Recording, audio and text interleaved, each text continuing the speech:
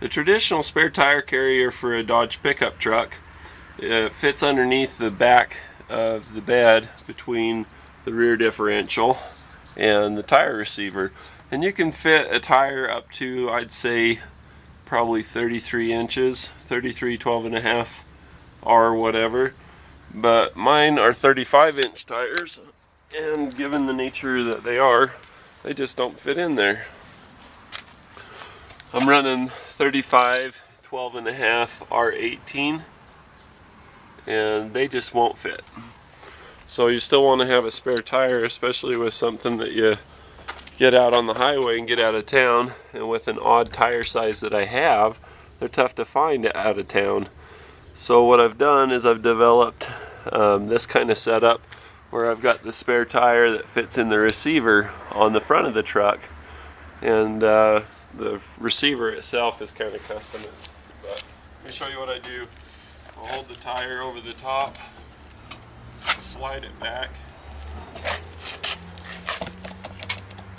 and what I've done is I put on a receiver drawbar that I've adapted with some head bolts to wheel hub bearing assembly, the old wheel hub bearing that I just changed out on this not long ago.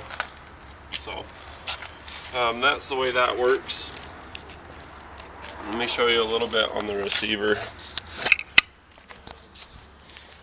What I did for the receiver is I went to Metal Mart in Lehigh and I got a receiver tube, which is this, and then I notched out the frame of the truck in the front just enough to accommodate the receiver, and cut out the front bumper, just notched it just enough to fit that. And then the license plate frame, I actually turned it around backwards. It used to bolt down here the other way, and so what I did is I just flipped it around and then used the existing bolts for where they go, but it's just flipped around, and that way the little receiver just fits underneath of there. So that works out pretty good. If I hit somebody or hit something with this, I don't want it to just trash the frame of the truck, but that part of the frame would be easy to replace. I've done a few different things on Jeep Cherokees where they've been totaled and cut the frame and welded in a new piece, and it worked awesome. So I'm not really that afraid of that. I know a lot of people would be getting their panties in a knot about it, but I'm not too worried about it. I can cut and weld just fine, as evidenced by putting that in there. You know, the only thing you hope is that you don't take out your radiator, but if you're hitting that hard, you're going to take out the radiator anyway.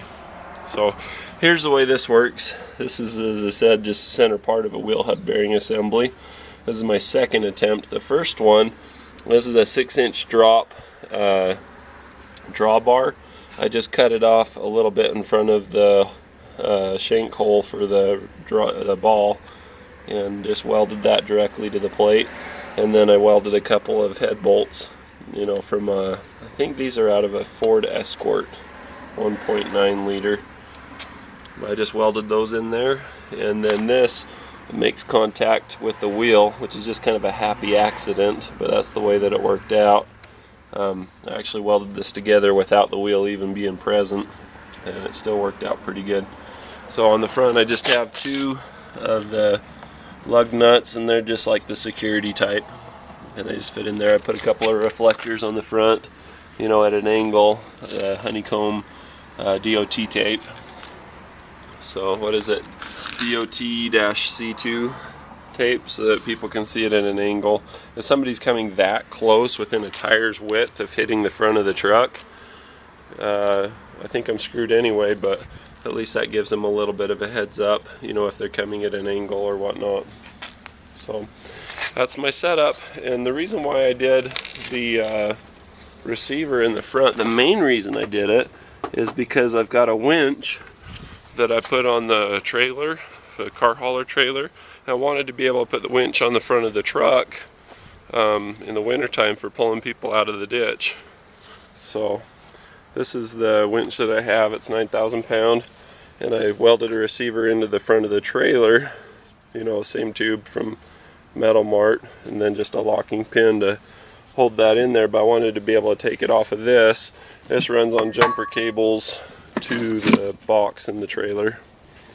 But I can run these same jumper cables up into the front of the truck where the batteries are and put them on one of the 12-volt batteries.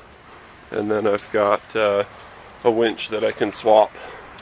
I looked at doing those plugs. Sorry about the sun. I looked at doing the plugs because you can buy them from Warren or different companies.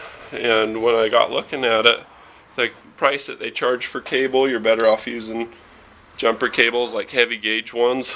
I mean, it's like buying it at scrap prices. And as far as the plugs, I really like the plugs, but they corrode. I had one of my Cherokees that I had those plugs, and I just was always having to clean them and get all the rust off. So I just figured go with the jumper cables, and they're easy to clean. I just take my jumper cable jaws. I got a bench grinder wire wheel, just fire that up and then just buzz the jaws on each side, and they're good. They're all exposed and easy to get to. So, and it's so much cheaper. If it's cheaper and it works better and it's versatile like that, why wouldn't you do it? So anyway, that's my little field trip tour of the spare tire carrier and a bunch of other things.